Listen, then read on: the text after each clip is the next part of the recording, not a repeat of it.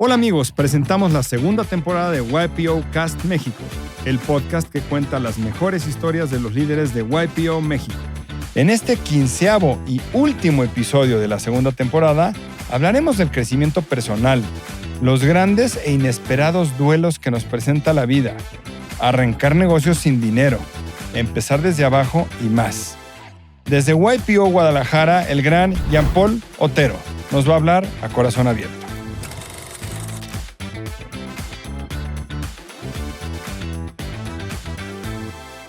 Cuando estuve en McDonald's, recibí un regaño muy fuerte por parte del gerente general. En alguna ocasión fueron mis compañeros de la prepa a ese McDonald's en el que yo trabajaba. Y se me hizo fácil regalarle unos nuggets a un compañero. Me marcó para siempre en temas de honestidad y de transparencia. Entonces yo decidí no tener relación ni con él ni con nadie de la familia de mi papá. Un día llega mi hermano y me dice, oye, falleció mi papá. Veo que mi hermano pone su mano encima del féretro y yo hago lo mismo. Y de repente no pude parar de llorar. Te esperamos cada 15 días. Nos puedes seguir en los canales de YouTube, Spotify, Instagram y TikTok de YPO México para escuchar este y todos nuestros episodios. Este episodio de YPO Cast México es presentado por London Consulting Group, firma global especializada en eficiencia operativa y rentabilidad. Su enfoque en optimización genera un retorno promedio de 5-1. Conoce más en www.londoncg.com o contacta a Luis Ortiz, CEO México, en luis.ortiz@londoncg.com. Hola, bienvenidos otra vez a un episodio más de nuestra segunda temporada de YPO Cast México.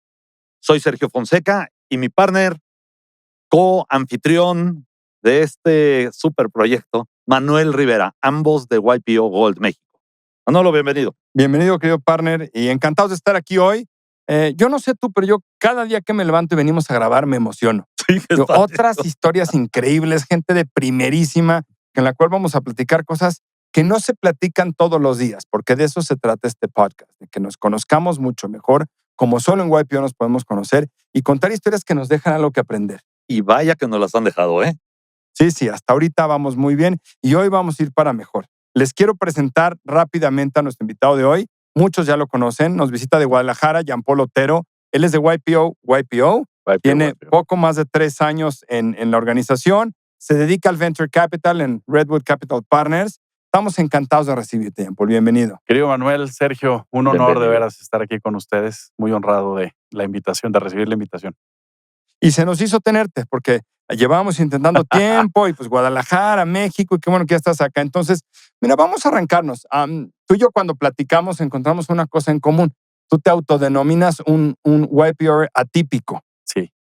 Tú dices que eres atípico porque eres abogado, ¿no? Y que en tu vida no estabas ser empresario, pero una cosa que tuvimos en común que me encantó de tu historia es que ambos a los 15 años volteamos hamburguesas para McDonald's. Sí, señor. Y acá estamos hoy. Entonces, ¿por qué no arrancamos porque nos cuentes un poco de ese Jean-Paul, del que se dice atípico y es abogado y volteaba hamburguesas? ¿Cómo eras de chavo? ¿Cuál es tu historia? No, con mucho gusto y de veras muy agradecido de esta oportunidad de platicar con toda la comunidad de YPO.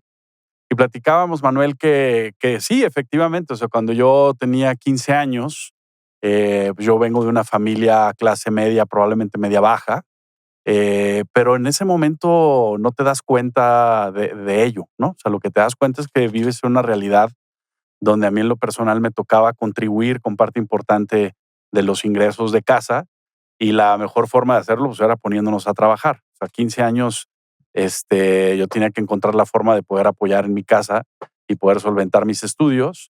Y además, pues en ese momento trabajar en McDonald's era padrísimo porque había pues, puros chavos como uno, contemporáneos. Un trabajo duro, complicado, de 8 horas que bien te podía tocar. No me dejarás mentir, mi querido Manuel, pero te tocaba voltear hamburguesas o te tocaba limpiar baños o te tocaba el automac. La verdad es que un trabajo muy formativo. No me da pena decirlo, pero tuve que incluso falsificar mi acta de nacimiento porque la edad mínima para trabajar era 16. Entonces yo entré de 15 años. Y un trabajo muy formativo. La verdad es que padrísimo. Una paga terrible. Terrible. Pero es una buena lección. No, bueno. No, tengo que ir pronto. Mi primer cheque me llegaron 900 pesos, ¿no? Y después de la friega que fue con un día de descanso a la semana, 8 horas diarias, dije, híjole, sí, creo que necesito encontrar otros caminos, ¿no? Pero sí, la realidad es que ahí empezamos. Después de ahí me ofrecieron un mejor sueldo por hora en Dunkin' Donuts. Ajá. Entonces me fui a preparar donas a un local que estaba dentro de la pista de hielo de Guadalajara, el Island famoso, y sobre Avenida México. Y pues todavía pues trabajos muy padres porque tu convivencia es con otros chavos igual que tú. Entonces, la realidad es que yo nunca tuve pues ni complejos, mucho menos vergüenza. Yo creo que no hay trabajo que genere vergüenza. Y de ahí me reclutaron muy rápido de la pista a un trabajo que adoré, la verdad, que era entregar patines, ¿no? O sea, yo no patinaba, pero entregaba los patines a los que sí patinaban.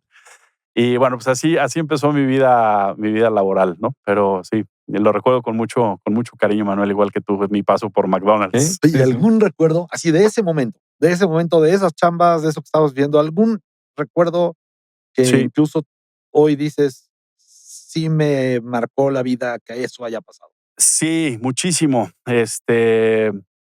Cuando estuve en McDonald's, recibí un regaño muy fuerte por parte del gerente general, que para mí era pues, la figura de autoridad máxima, porque había gerentes de turno y gerentes un poquito de menor nivel. Pero en alguna ocasión fueron mis compañeros de la prepa a ese McDonald's en el que yo trabajaba. Y se me hizo fácil regalarle unos nuggets a un compañero. Y la verdad, digo, 15 años. Y en ese momento el gerente general me mandó a llamar a su oficina y me dijo, oye, lo que tú hiciste es robar. No, pero pues ¿cómo? O sea, pues a ver, son unos a ver, me marcó nomás para toda mi vida, para siempre, en temas de honestidad y de transparencia. Y ahorita le van a entender por qué. Pero eso a mis 15 años fue un ramalazo en la espalda que en automático pensé eh, en lo triste que iba a estar mi mamá si se enteraba. Claro. En lo mal que me sentí por hacerte el chistoso y quedar bien con tus amigos. Por supuesto que me marcó para siempre. Y ese tipo de experiencias, sea trabajando joven, puede ser en casa, puede ser en la calle, esas cosas en la vida que todos tenemos, seguro. Ujú. Y algo que pasó, que se te metió en las venas de tal forma que se te queda. Gracias por compartir. No, encantado. A ver, pues digo, a eso venimos a compartir este tipo de historias, pero a ver, yo me vi en la cárcel, ¿no? En ese momento dije, oye, ¿cómo? Pues Por unos nubes, claro. sí, literalmente, ¿no? Entonces, no me corrieron, afortunadamente, pero me dio tanta vergüenza que yo creo que busqué mi salida más rápido. Ya no tenía cara con que regresar a chambear, ¿no? Qué buen aprendizaje. Oye, Jean Paul, y antes de entrar a tu historia de negocios, porque sé que es fascinante, es divertida, el abogado que se dedicó a Venture Capital, etcétera, que sé que nos vamos a divertir mucho en ella, me encantaría entrar a un tema que si no tienes problema, sería bien padre. Los que tenemos oportunidad de conocerte más, sabemos que hay una historia con tu papá de cierta dicotomía, encuentros, desencuentros, el perdón. A mí me parece una historia tan enriquecedora y de tanto aprendizaje que me encantaría si nos las pudieras compartir el día de hoy. Con mucho gusto. La verdad es que no hablo de ese tema con mucha frecuencia, pero tampoco tengo el menor empacho en compartirla, ¿no? Mis papás se divorcian cuando yo tengo 2 años. Tengo un hermano tuve un hermano 5 años mayor que yo. Él tenía 7, yo tenía 2. Él tenía un padecimiento cardíaco importante. O sea, desde sus 2 años tuvo una cirugía a corazón abierto muy chiquito. Había como ciertas complejidades con su salud. Pero cuando yo tengo 2 años, pues mis papás se divorcian, ¿no? Mi papá médico, se había casado muy joven, mi mamá más, pues probablemente mi mamá tendría 20 años, mi papá tal vez 22. Y mi padre termina la carrera de medicina y se va a hacer su especialidad a Sonora, porque ahí es donde lo admiten para hacer pediatría. Le dice a mi mamá, oye, me voy a adelantar como para ir viendo, encontrando casa, etcétera. Yo esta historia evidentemente me la sé por mi mamá y por algunas tías, ¿no? Pero Ujú. se adelanta mi papá. Long story short, un día regresa y le dice, oye, ¿sabes qué? Las llamadas empezaron a espaciarse cada vez más y el plan de que mi mamá se fuera con nosotros a caerle a Sonora, pues cada vez más. Hasta que un día le dice, oye, pues me enamoré de alguien más, ¿no? Pues problemas de adultos sin mayor juicio, pero pues mi mamá pues, le dice, pues entonces aquí hasta aquí queda, ¿no? Entonces, pues ya tú sigue tu vida, yo sigo la mía. Y yo tengo recuerdos muy vagos de mi papá. O sea, yo me acuerdo que él venía probablemente una vez al año, de mis 2 hasta mis 7. Eso lo tengo muy claro. O sea, 5 años probablemente que lo veía una vez al año. Nos llevaba a algún centro comercial ahí de Guadalajara y nos decía: "Agarren lo que quieran", ¿no? O tomen lo que quieran. Entonces, pues yo lo veía como Santa Claus. Ujú. Incluso yo me acuerdo, Tal cual. el último recuerdo que tengo de él, cuando yo tenía 7 años para los que son de Guadalajara me van a entender muy bien, en Plaza México, que era un centro comercial muy famoso en aquella época, de decirnos, agarren lo que quieran, ¿no? Yo, pues muchas gracias, tío. Decía: "Es que yo no soy tu tío, soy tu papá". Pues sí, por eso, tío, papá, X, yo Claro. quiero esa cosa que era como una platíbulo así con un globo en medio que podías brincar con él, ¿no se acuerdan? Sí, El sí, sí. Pogo Bogo o Sí, algo sí, así se sí. llamaba, ¿no? Y esa fue la última vez que lo vi. Y la realidad es que yo el resto de mi infancia y de mi adolescencia lo viví, pues, totalmente, sin una figura paterna, ¿no? O Ujú. sea, mi mamá nunca tuvo una pareja, como que se dedicó ella siempre a trabajar. Ahora ella platica que, pues, no le latía traer a alguien ajeno a la casa. Y pues yo realmente crezco en el día a día con mi abuela materna. Pues mi mamá trabajaba, era como el símil al papá, Sí, y mi sí. abuela era la que hacía pie de casa, ¿no? Y pues muy chico empiezo a trabajar. Pues yo ya me sentía muy autosuficiente, ¿no? Platicaba aquí con Manuel que ya a mis 17 yo ya había empezado a estudiar la universidad, me pagaba la universidad. Entonces yo ya sentía que me comía el mundo a mordidas, ¿no? Ujú. Y entonces sí, un día me senté con mi mamá, por cierto, quien jamás nos prohibió hablarle a mi papá, ¿eh? Mm. Ella dijo: "Oye, si algún día quieres hablar con él, o con tus abuelos, o con lo que sea, pues yo te ayudo a conseguir el teléfono, no es como que lo tenga, pero te lo consigo", ¿no? Ujú. Y yo: "Ah, no, pues está bien, it's good to know, pero en este momento no, gracias". Okey. Y a mis, no, probablemente mis 18, yo estudiando en la universidad, yo ganaba lo suficiente para pagar mis estudios, lo suficiente para invitar a la novia al cine, una vez a la quincena probablemente, pero lo Ujú. suficiente. Y yo ya me sentía muy hecho. Ujú. Y entonces sí le digo a mi mamá: "Oye, yo sí quiero escuchar el otro lado de la historia", ¿no? Y entonces, muy rápido consigo su teléfono, y lo que me encontré también fue un evento en mi vida que me marcó muchísimo, porque logro platicar con él, se reporta muy rápido y, pues, me dice: "Oye, qué bueno que me buscaste", llorando del otro lado, "platícame de ti". Le dije: "No, no, no, platícame de ti", ¿no? O sea, pues mira, te cuento, pues sí, pues me enganché en otra relación, pues muy rápido, esta otra persona quedó embarazada, entonces tuve 3 hijos, que pues tú no conoces, pues son tus medios hermanos. Y yo: "Ah, no, pues superbién". Y pues la verdad es que los extrañé muchísimo, entonces como los extrañaba mucho, entré en una depresión muy profunda y siendo médico, pues se me hizo fácil, empezarme a recetar calmantes y cosas de esas.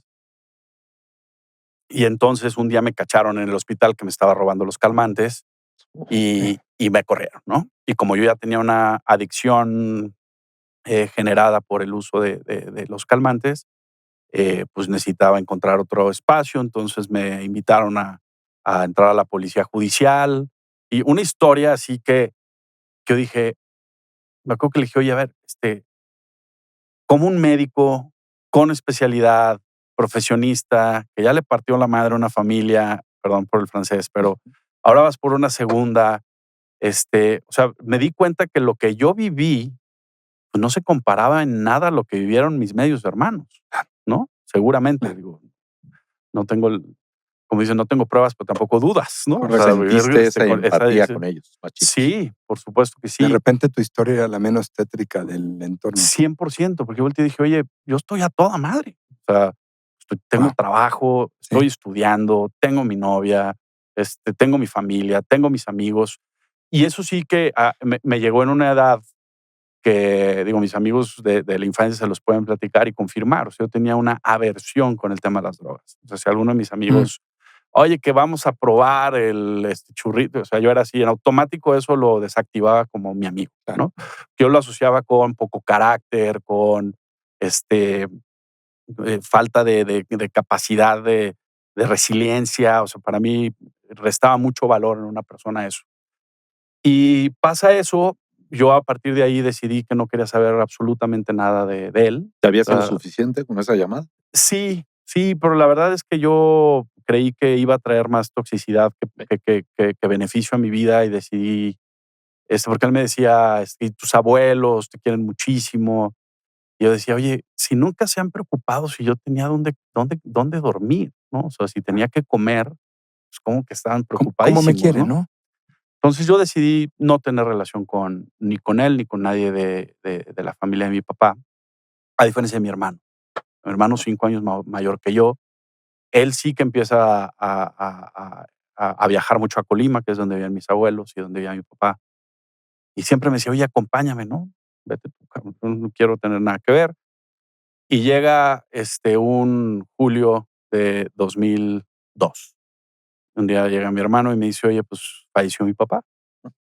Le dije, pues, good to know, pues, qué mala onda, la verdad es que, pues, ¿qué te digo? ¿No? Es que quiero que me acompañes al velorio. Le dije, ¿sabes qué? Yo ya, pues, no sé si estaba terminando la universidad o por terminar la universidad, pero pues ya con un trabajo mucho más formal, etcétera. Le dije, ¿sabes? Tengo mucho trabajo. La verdad es que no puedo. Y fue mi mamá la que me convenció. Me dijo, hazlo por tu hermano, te está pidiendo que lo acompañes, acompáñalo. Ya con esto redondeo la pregunta que me decías, Manuel. Porque me pasó algo muy relevante también en mi vida, que fue, yo llegué con una pésima actitud al velorio. O sea, yo no tenía nada de ganas de estar ahí. Mucha gente acercándose a darme el pésame como si fuera, natural. pero pues gente que yo en mi vida había visto. Correcto. ¿No? Es que yo soy tu tío fulano y yo soy tu tía sutana y y qué gusto verte y mira nomás, qué grandote y todo, ¿no? O sea, cosas así que decía, ¿a qué hora nos vamos, no? Entonces, llega la misa de cuerpo presente y mi hermano me pide acompañarlo a hacer guardia al féretro, ¿no? Hacia al frente. Y yo le digo que no. Le digo, no me siento cómodo, no es mi lugar, esté muy incómodo. Y mi hermano me toma del brazo y me dice, necesito que me acompañe. Ahí voy. Total que estando haciéndole guardia al féretro, o sea, mi hermano a un lado, yo del otro, veo que mi hermano pone su mano encima del féretro y pues yo hago lo mismo. Y no les miento, Sergio, la verdad, fue una sensación, lo que les platicaba a Manuel, sentí como muchísimo calor en la mano, que se fue como subiendo por el brazo. Y de repente no pude parar de llorar. Me fui a sentar, así como que me vieron muy mal ahí la gente que estaba ahí, me mandaron a sentar. Y muchas cosas me cayó el 20, ¿no? O sea, tú no eres nadie para juzgar.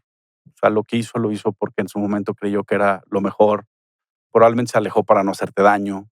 Sabía que no era la mejor versión de él. O sea, y a partir de ahí tengo una relación espiritual, evidentemente, muy cercana, ¿no? O sea, con él. Entonces platico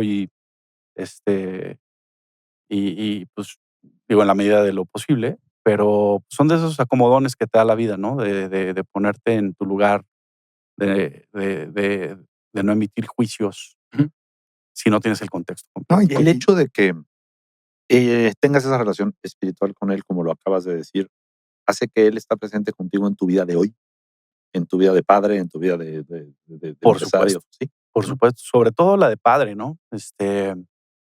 Yo tengo muy presente todo lo que no quiero para mis hijos, ¿no? O todo lo que me hubiera gustado tener de mi padre, hacia mis hijos. Conectando con eso, platícame de una vez, por favor, ¿cuántos hijos Sí. tienes y viven todos en Guadalajara? Sí, ¿Y cómo eres hoy, papá? sí. Ese hombre que encontró en ese momento en su vida, y te agradezco mucho que lo compartas, que encontraste en una tarde en la que no querías estar, en la que no sabías ni qué hacías ahí, Sí. tuviste el elemento más grande de encuentro de compasión en tu vida. Y La encontraste realidad el es que perdón, la reconciliación con la paternidad, y hoy la ejerces. sí. ¿Cómo es Jean Paul, papá? Bueno, tengo 3 hijos, Pía de 12, Juan Pablo de 11 y María Paula de 8. Okey. 2 niñas, 1 niño. Es extraordinario. O sea, ¿qué te puedo decir? Soy el papá más orgulloso por sus logros, por quienes son. Cada uno es súper diferente. Pía es muy responsable, súper estrella del equipo, juega voleibol, o sea, muy intensamente. Juan Pablo es brillante, es un niño súper inteligente, que me hace sacar la mejor versión de mí, porque digamos que es la antítesis, ¿no? Él es de juegos de armar, de rompecabezas, muy matemático, este, y pues yo soy al revés, ¿no? O sea, yo por mí jugaría fútbol todo el día, pero me reta muchísimo porque es un niño de veras extraordinario y con una ternura tremenda.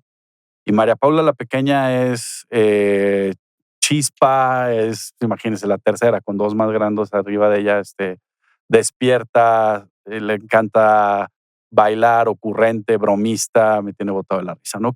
¿Cómo trato de ser con ellos? Trato de tener una comunicación muy franca. O sea, yo trato, por ejemplo, con Pía la Grande, que está en una etapa ya de preadolescente, no tener temas tabús. O sea, conmigo puede platicar de lo que quiera. O sea, del niño, desde que el niño que le gusta hasta sus miedos, sus frustraciones, obviamente a su nivel y a su estilo, ¿no? Tampoco forzarlos a hacer algo que no son. Igual con Juan Pablo. Mi esposa dice que soy muy barco y puede tener algo de razón. Es que te hacen como quieran. Pues a lo mejor, pero trato de tener una comunicación muy franca con ellos y que no dedicarle demasiado tiempo al celo o al arraigo excesivo. O sea, lo que les digo es, o sea, mi mayor legado para ustedes va a ser su educación y su libertad. O sea, que escojan en libertad, ¿no? Y te hago la pregunta de una forma como se la hemos hecho a varios en algunos episodios, y es, ¿cómo combinas tú ese business persona con la vida familiar? Porque es una polémica que muchísimos, ¿no?, vivimos, en el que pues, llega el que tiene su negocio, jefe, etcétera. Por cierto, Tiene es que un llegar a negocio que es casa. cero paternal.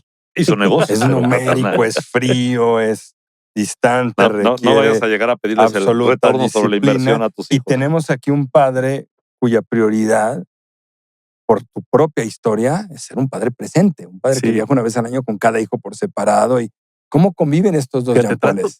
trato de involucrarlos lo más posible. No es sencillo explicarle, ahora ya más, ¿no? Pero cuando estaban más pequeños no era sencillo explicarles qué hago, ¿no?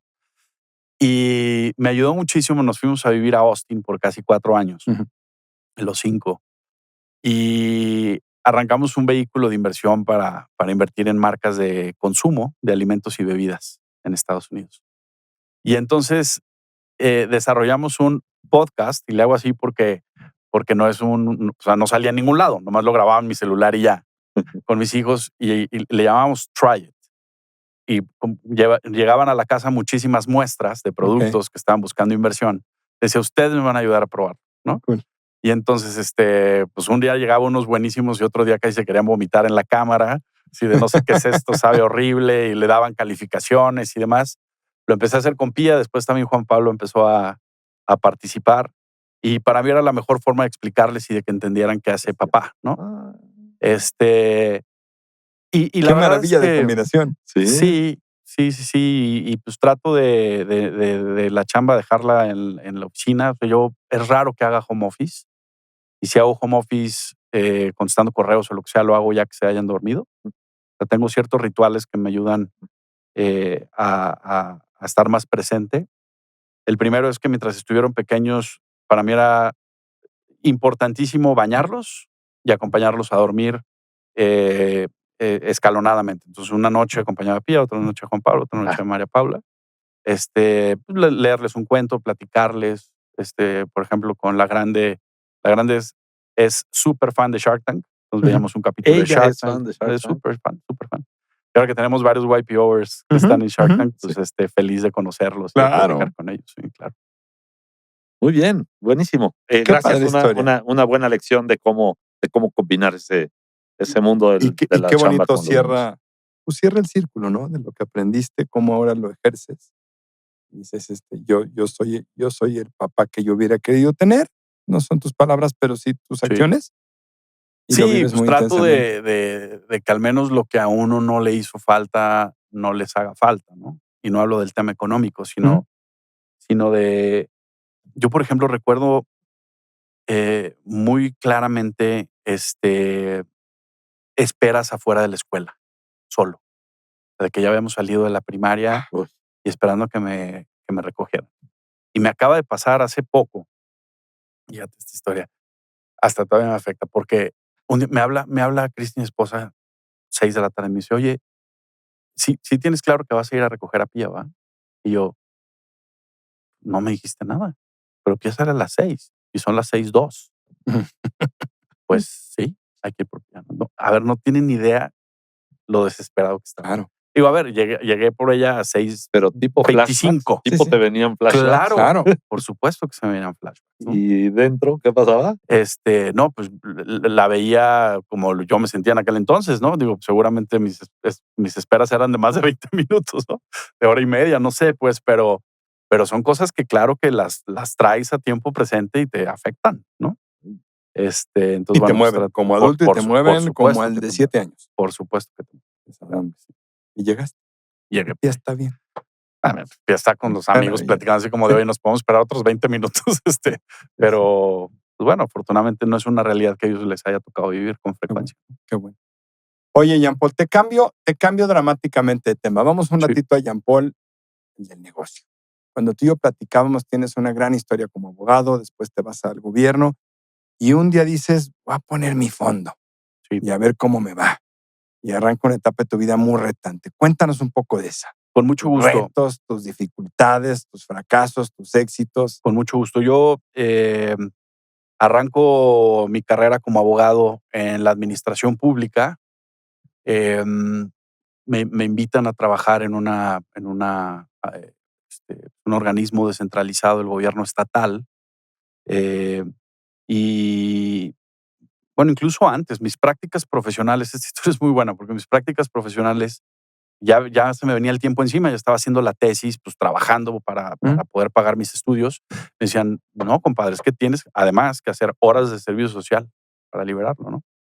Y dije, bueno, pues ahora sí, curiosa la cosa, yo ya estudiaba en la noche, trabajaba en el día, y es cuando leo en los periódicos que el presidente Fox había decidido descentralizar ciertas dependencias del gobierno federal. Y leo que va a abrir la Comisión Nacional Forestal con sede en Guadalajara. Entonces digo, bueno, pues si tengo que hacer mi servicio, pues qué mejor que ser una primera dependencia federal que no está en la Ciudad de México. Entonces voy, me acuerdo todavía con mi solicitud de empleo de estas amarillas de la papelería y me encuentro con, además, alguien que, además de amigo, se convirtió en mi mentor y aprecio muchísimo, con Rodolfo González. Y me acuerdo que le digo, oiga, pues vengo a dejar mi solicitud. Se le hace muy curioso y me dice, oye, pues es que no tenemos plazas, o sea, ni nosotros. Apenas estamos, venía de titular de la comisión el exgobernador de Jalisco, Alberto Cárdenas, y pues estaba con su equipo diseñando el decreto de creación apenas, ¿no? O sea, no había nada. Le digo, oiga, pues, ¿qué le parece si pues, me reciben y en paga me ayudan a liberar mis horas de servicio social? Y yo vengo 2, 3 horas y, pues vente, manos es lo que necesitamos, ¿no? Y y la verdad es que ahí Rodolfo se convirtió en un ángel de la guarda porque él me recomienda en una posición, por decirles algo, pues a lo mejor yo en ese momento ganaba, no sé, 7, 8 mil pesos y me recomienda una posición donde iba a ganar 25, ¿no? Y dice, no, bueno, o sea, ya era extraordinariamente grande la diferencia. Y me empiezo a desempeñar como abogado.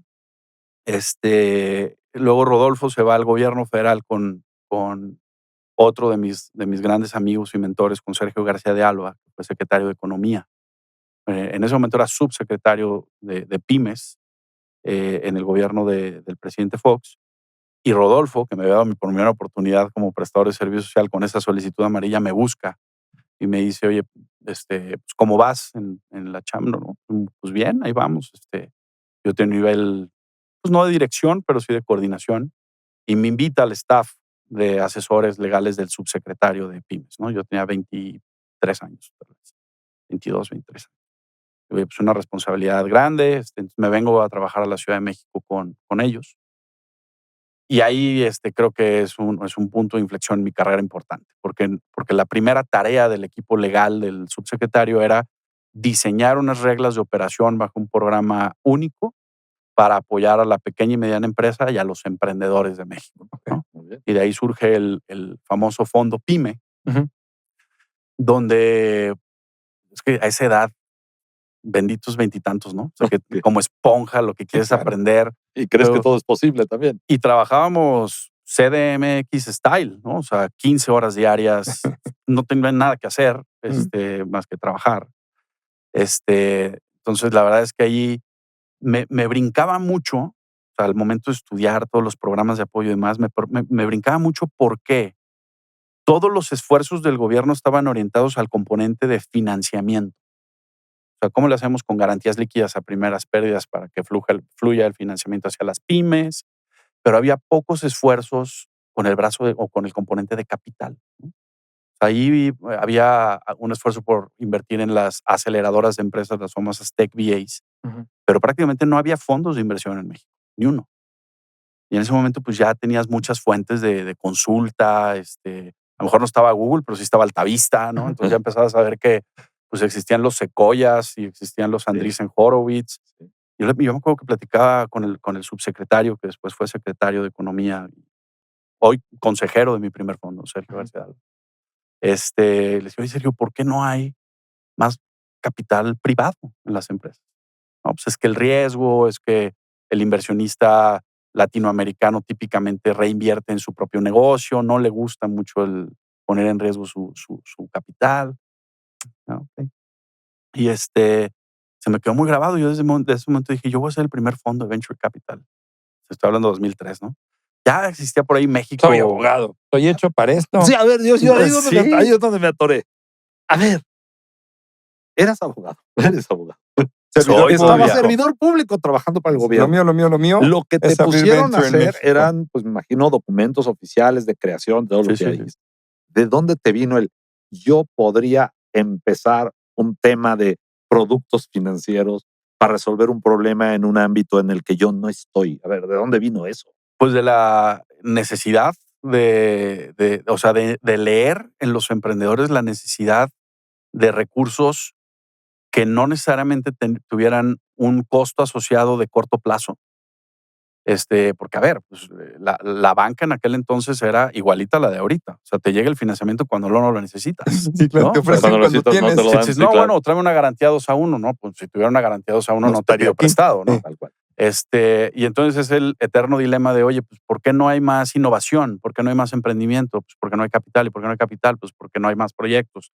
Entonces ese es el círculo vicioso, ¿no? Y en ese momento ya había entrado el gobierno de Calderón, y empieza a haber como una apuesta mucho más seria por inyectar o por estimular o incentivar la creación de fondos de capital privado. Y luego viene una apuesta mucho más seria en la administración de Peña, ¿no? O sea, con el famoso INADEM, Sí, claro. Sí. donde ellos apostaban a que hubiera más administradores de capital de riesgo. Pues sí, yo pero ya eso no estaba vino- en la Secretaría de Pero Economía. ya No, pero te eso ya saltaste vino lo después más de- divertido. Sí, vino O después. sea, tú un día dijiste, yo puedo hacer esto. Y hoy estás aquí sentado y todos sabemos que lo hiciste muy bien. Sí, en eso. Pero en eso no estamos. todos los capítulos estuvieron tan divertidos. No, Sí, claro a mí que ese no. ¿Cómo brinco estuvo es al el que- principio? No, ese primer día ese que llegaste brinco. a no sé qué oficina, con qué empleados ni con qué presupuesto, a tratar de conquistar el mundo de venture. Sí, ¿Cómo bueno. fue ese principio? Esa es una muy buena anécdota, pero digo, pasaron los años, no lo hice inmediatamente, todavía pues, tuve otro paso por Pemex, todavía fui titular de promoción económica en Zapopan, pero yo tenía claro que era lo que iba a hacer. Yo tomo la responsabilidad en el gobierno de Zapopan, siendo director de promoción económica, platicando con el alcalde de esa condición. Le dije, y sí regreso a Guadalajara con la condición de que me des tiempo para poder emprender algo que quiero hacer, que es esto, ¿no? Pero ahí ya traías entonces en el alma esta chispa emprendedora Sí, y se te sí, notaba sí, y por sí, eso te sí, pusieron en claro promoción que económica. Sí, siempre ha sido mi rol.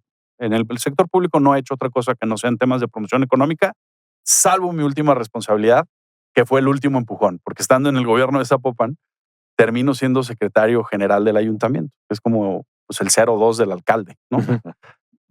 el peor trabajo que he tenido en mi vida, ¿no?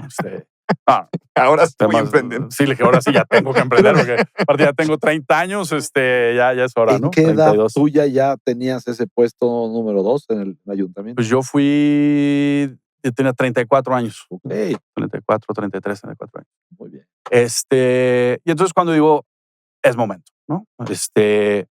Arranco con 2 socios esta aventura. Y lo primero que hicimos fue aportar nuestro propio capital en algunos vehículos de inversión que existían. Y muy rápido nos dimos cuenta por qué el inversionista no le gusta invertir en fondos de venture capital, o no le gustaba, ¿no? En aquel entonces. Y decía, es que está clarísimo, o sea, no es un tema de invertir o no invertir en el asset class. Es un tema de que pierdes la visibilidad de tu dinero. O sea, te hacen el llamado de capital y pues el fondo más disciplinado y te manda un reporte cada 3 meses y te dice, ahí te aviso en qué invertí. Entonces dijimos nosotros, vamos a hacer una tesis pensando en el fondo que a mí me gustaría tener para invertir, ¿no? Y entonces nos pusimos a trabajar en la tesis, 8 meses estructurando la tesis y esto así, tales tickets de tal tamaño, si lo enfocamos a un sector, si lo hacemos agnóstico de industria, etcétera, etcétera, etcétera. Total, ya nuestra tesis era perfecta. Pues ahora había que levantar el capital. Bueno, pues me acuerdo una primera reunión que voy con muchísimo entusiasmo porque era alguien a quien esa primera junta fue con alguien que admiro mucho a la fecha como empresario, que había conocido en mi paso por el sector público. Me decía, oye, es que está padrísima la tesis, qué buena presentación, qué buen equipo, está clarísimo. Dice, oye, ¿quién más la ha invertido? Le digo, híjole, pues ese es el primero con el que platico. Ya Claro. el semblante es otro, ¿no? Así de, como diciendo, yo no voy a ser el primer güey, ¿va?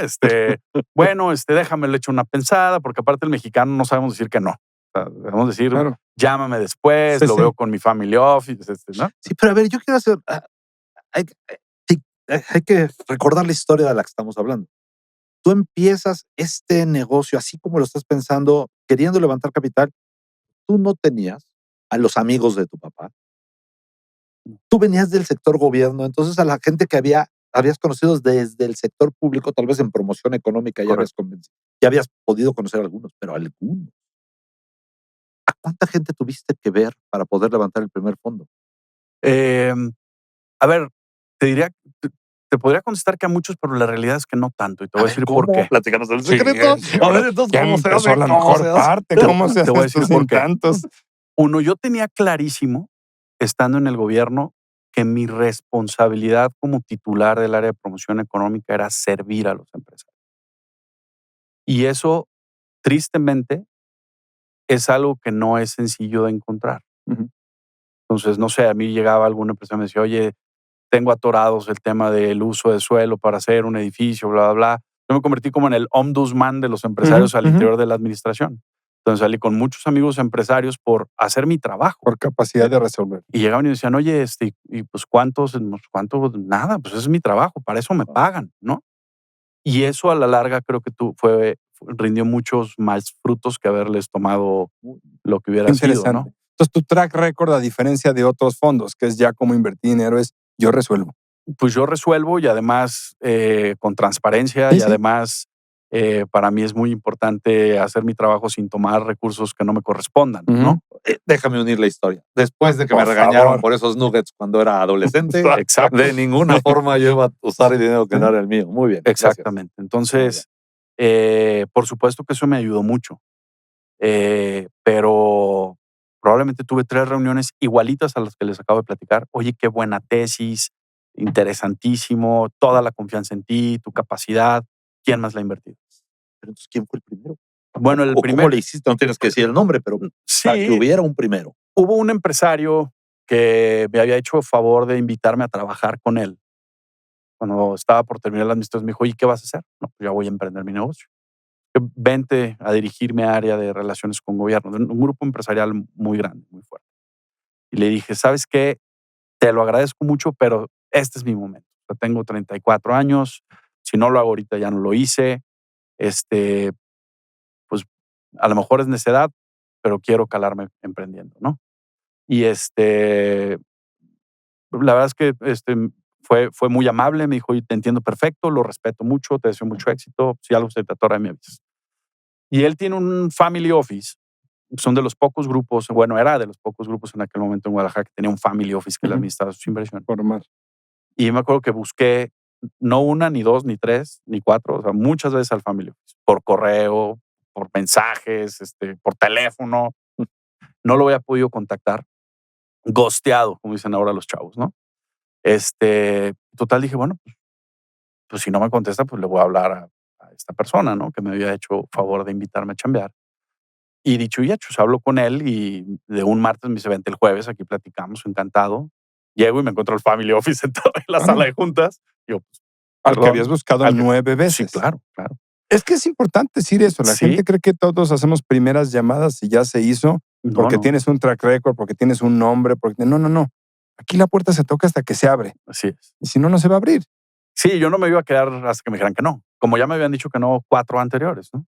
Entonces platico, tengo una reunión muy padre con él, porque sí ponía atención a la presentación, pero no tanto.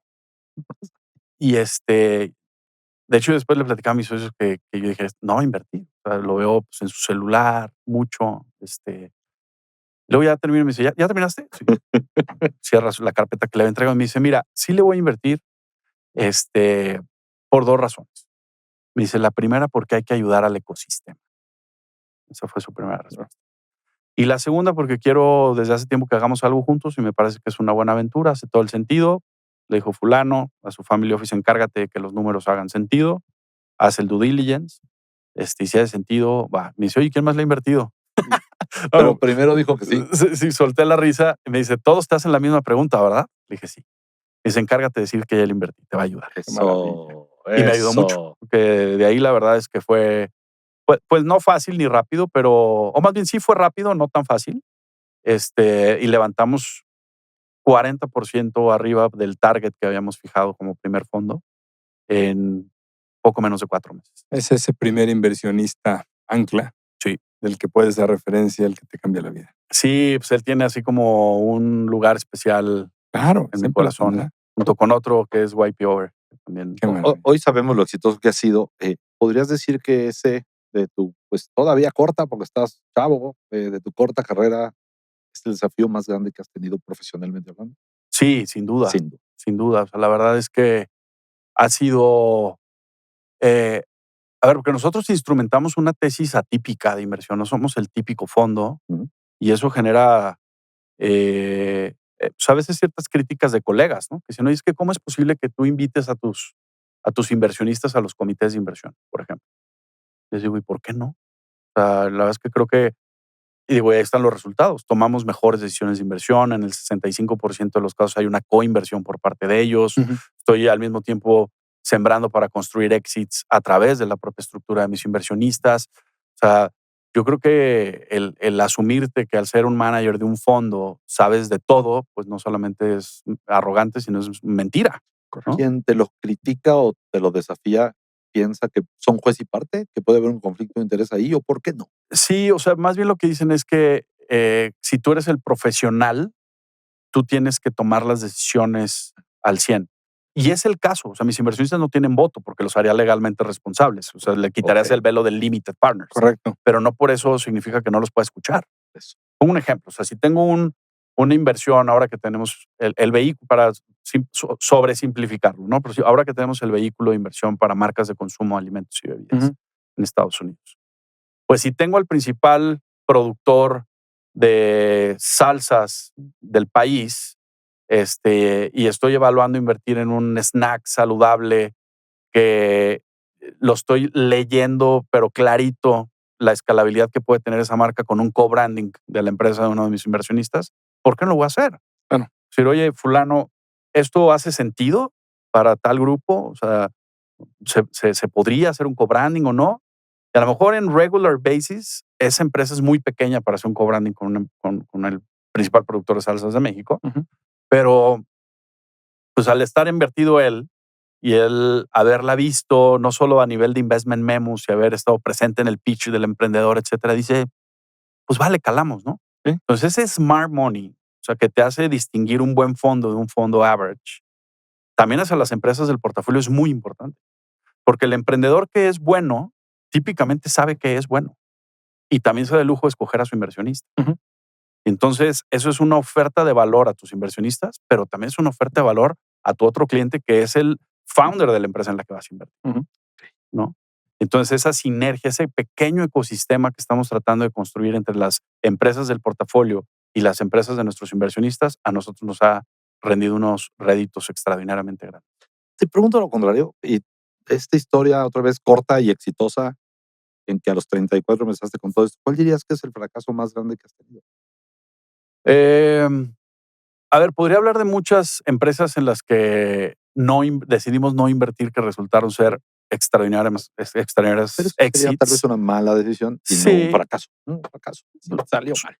Em, yo creo que apostar a invertir en empresas que todo hacía sentido menos el founding team A ver, y no elabora un hacerle poquito. caso al instinto. A ver, elabora un poquito porque podemos aprender mucho todos de Hoy esto. puedo decirles 10 años después que hacer inversiones de capital, sea venture capital o private equity, para mí es más arte que ciencia. O sea, claro que los números tienen que hacer sentido, pero they always do, ¿no? O sea, en las empresas que vas a Nadie invertir. presenta malos Exceles Exacto, para ¿no? levantar Pues en el billete, Excel todos ¿no? somos millonarios. Pero hay un componente de soft skills del equipo emprendedor que el estómago te avisa desde antes. Y me pasó 2 veces que no hice caso a ese gut feeling y me fue muy mal, muy mal. Porque hacía mucho sentido el modelo de negocio, porque mis consejeros independientes creían que eh, íbamos a tener un múltiplo de salida muy grande. Decía, es que no me late tal cosa, y no hacerle caso a ese gut feeling costó facturas. Ok. Entonces, eso yo creo que sí un fracaso. Y no vive en ninguna tabla. Eso es lo interesante de ese tema siempre, con la decisión a veces más importante. Yo lo he escuchado muchas veces, esta tesis con fondos es, estás invirtiendo en las personas. Sin duda. Las personas no aparecen en la presentación y no aparecen en el Excel. Se sienten. Sin Desayunas con ellos, comes con ellos, los retas, los ves en las buenas y malas, y algo en el estómago que no cabe en ninguna tabla te dice, Sí. Eso y, a ver, no hay emprendedor que no sea obstinado. O sea, todos los que arrancamos empresa, pues nos queremos morir con la nuestra, ¿no? Pero eso es muy diferente a no tener la capacidad de escuchar, ¿no? Es un emprendedor que no sabe escuchar. Un emprendedor que, más que obstinado, es arrogante. correcto. Un emprendedor que no tiene un founding team complementario en sus skills. Un emprendedor que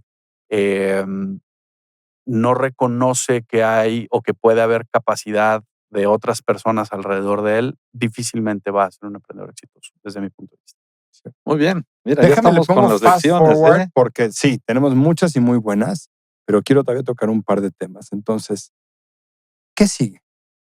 Van a pasar los años, tus hijos mañana van a llevar tus fondos. ¿Qué ves tú hacia adelante en tu carrera profesional en los siguientes 10 años? A ver, sigue un hito muy importante para nosotros. Gracias a, fíjate, de un fondo a otro, hoy tenemos 2 fondos de tecnología, un fondo para marcas de consumo y un fondo para invertir en temas de pádel. Y por ejemplo, de mi fondo 1 a mi fondo 2 tengo 0 churn.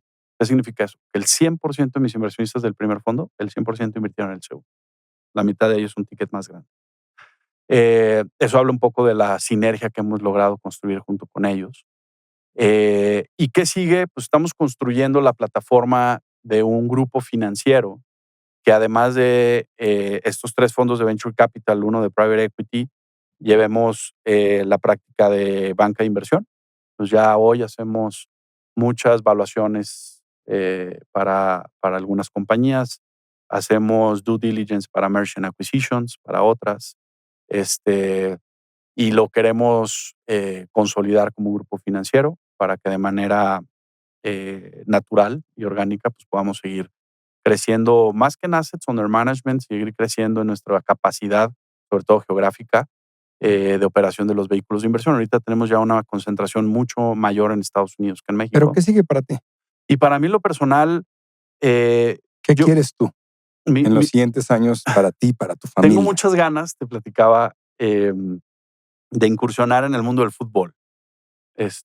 Por ahí tenemos algunas ideas que estamos buscando ahorita diseñar a nivel tesis, pero quisiera hacer una apuesta desde lo que hago, desde el mundo de inversión, pero tener un footprint en el mundo del fútbol, no necesariamente en México. Pues pudiera ser en México, pero no necesariamente en México. Ahí tenemos una apuesta.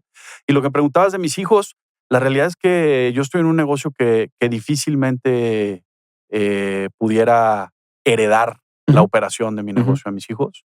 Y además no se los deseo. O sea, a mí me gustaría que ellos sean exitosos y que encuentren su realización en algo distinto a lo que hizo papá. O sea, si ellos deciden dedicarse a un tema artístico, que lo puedan hacer. Si se deciden a emprender un negocio, lo mismo. A ver, si alguno de ellos decide que su pasión sea el tema financiero y incursionar al mundo del venture capital o del private equity, estaré feliz de que se integre, pero no es mi plan, pero para nada. O sea, mi plan es que ellos emprendan su propio camino y que encuentren su felicidad en lo que decidan. Oye, Jean-Paul, ¿y tu futuro en YPO? Solo tienes 3 años en YPO. ¿Qué ha sido YPO en 3 años y cómo ves YPO en tu futuro? A ver, para mí ha sido, y se los digo de verdad, para mí ha sido un regalo de Dios estar en YPO. O sea, yo nunca hubiera soñado con estar en YPO. Ha sido un aprendizaje constante. Siempre me presento a mi foro con mucha humildad para escuchar y aprender de tantas historias tan maravillosas que he encontrado. El network internacional fabuloso. O sea, cada evento, ahora que fuimos, ¿no? Manuel, a Washington, Sí. te encuentras con historias maravillosas. Increíbles. Y pues hoy me encuentro con la no fácil tarea y responsabilidad de ser el Learning Officer. Soy el próximo Learning Officer en mi capítulo en Guadalajara. Wow. Entonces, para que de una vez se apunten a todos sus eventos, que los voy a presentar en breve. Por favor, ¿no? Ahí los esperamos. Aquí no. Entonces estoy muy emocionado, muy ilusionado de regalar un poco también de mi tiempo al capítulo, con mucho entusiasmo, pero incluso creo que con más cariño que entusiasmo. Y pues listos para aportar algo. Oye, mientras le hago una pregunta a Manolo con la que nos gusta terminar siempre, te dejo pensando si quieres dar una última frase, una última idea, un último mensaje. Te va a tocar a ti después de que Manuel nos diga con qué te quedas, Manuel. Ya me viste, yo anoto mis frases. Ya te vi. Yo me quedo hoy con mucho gusto de escuchar tu historia y gracias por venir. Yo me anoté 2 aprendizajes bien padres el día de hoy. El primero puse, la ética cierra círculos.